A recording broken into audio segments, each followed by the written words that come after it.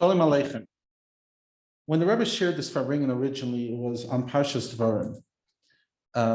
The Rebbe in that year, Tafshin Lamed Vav, was starting really the campaign that during the 3 weeks we learn Hilchos Beis Abchira. And the Rebbe went Hilchos Beis Abchira halacha by halacha.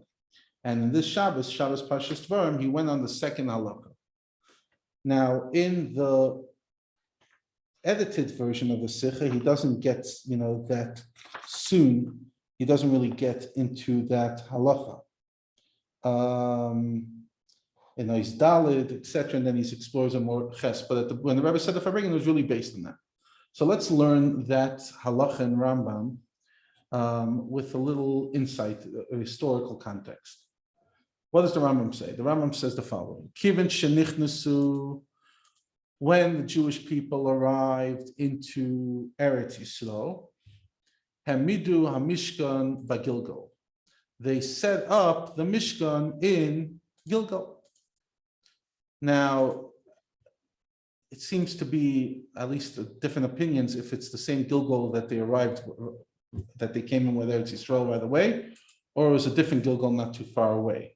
But the point is, Yeshua came in with Am Yisrael to Eretz Yisrael a month after Moshe Rabbeinu passed away. Moshe Rabbeinu was nostalgic on Zion Adar, and then they waited for Shloshim, and then Yeshua sent the spies, and then the next day they came into Eretz Yisrael on Yud Nisan, the year 2488 of creation. And for the next 14 years, there was the conquering and the division. Kibush v'chiluk, kavshu v'cholku. And during this time, the Beis Hamikdash the Mishkan was in Gilgal. Then they divided Eretz Yisrael, etc., and they settled in a place called Shiloh, which is in the territory of Ephraim, I believe.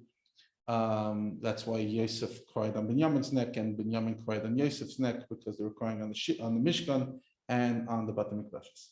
And over there, they built a structure of stone, the walls, not the roof.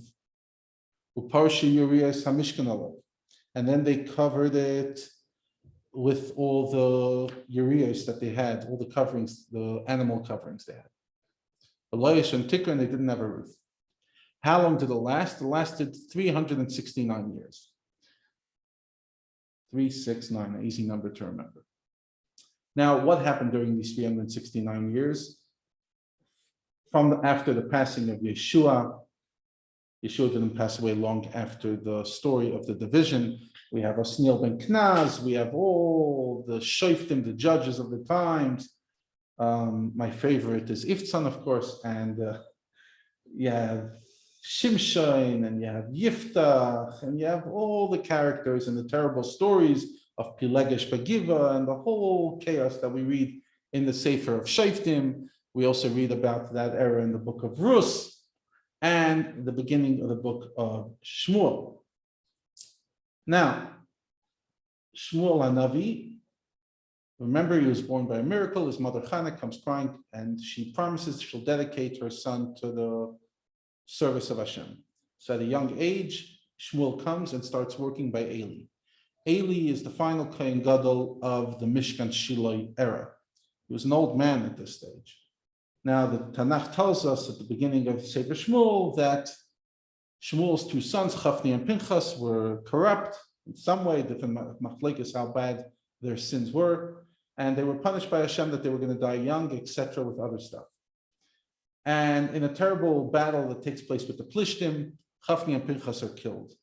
The information comes back to Shmuel, and Shmuel falls back in his chair, breaks his spine, and dies as well. And also, I think it was Chafni's wife, who was having a child, who was in labor, died from the grief, and she gave birth to a son who did survive, but it was a terrible, terrible day. To make matters worse, the Plishtim took the Aron HaKodesh as well. Fine.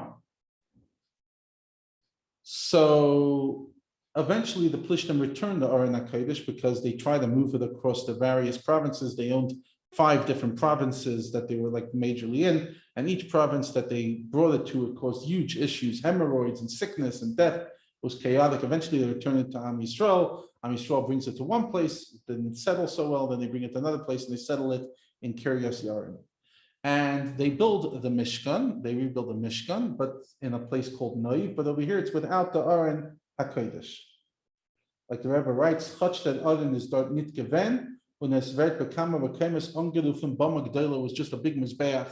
In other words, it wasn't the full function of the Beis HaMikdash, the Mishkan. Interesting, I mean, the Bayis Sheni also didn't have the Aron HaKodesh, but the Aron HaKodesh was deep in the ground. Over here, it was in a totally different locale. Fine. Now, Noiv also doesn't have a great story. Remember the story in Shmuel, the story of Shaul HaMelech chasing David. And David HaMelech is rumored to have been fed by Noiv. And Doeg Ademi comes and gives the reports that David HaMelech was fed by Noiv Yerakainim. And what does Shaul do? He kills the whole city. And then the Beis HaMikdash is destroyed. And this is all towards the end of Shmuel's life. So Shmuel witnesses, at his younger years, he witnesses the destruction of Mishkan Shiloi. Then he witnesses the destruction of Mishkan Noiv. And finally, it settles in a place called Givon. And in Givon, it pretty much lasts the whole era of David HaMelech's reign as the as the king of Am Yisrael, and the beginning of Shaul HaMelech's reign till it settles fully down. So that's really the history of the Mishkan, from Mishkan Moshe to Gilgal to Shiloh to Noiv to Givon. There are some people who believe that they know exactly in Shiloh where it is. There's other people that disagree, but we know where the area of Shiloh is in Eretz Yisrael. So that's the short history, which I think offers context to the story, that part of the story that the Rebbe is exploring in the Sikha. Interesting, in footnote 48, the Rebbe is talking about in order to build the Mishkans and the towns around them, did you need a king? And the Rebbe shows a proof from the Gemara in Zvachim that Shmuel was a king, and then there was a year where Shaul and Shmuel were king together. And Givon was built, the Rebbe says, either through Shaul or David, or according to other opinions, even Shmuel. You had to have a melech that set it up. Moshe was a melech, etc. So yeah, that's the history of the Mishkan. Obviously, then there's the history of the Beis HaMikdash, which is not really what's so much explored in this Sikha, but rather the history of the Mishkanis.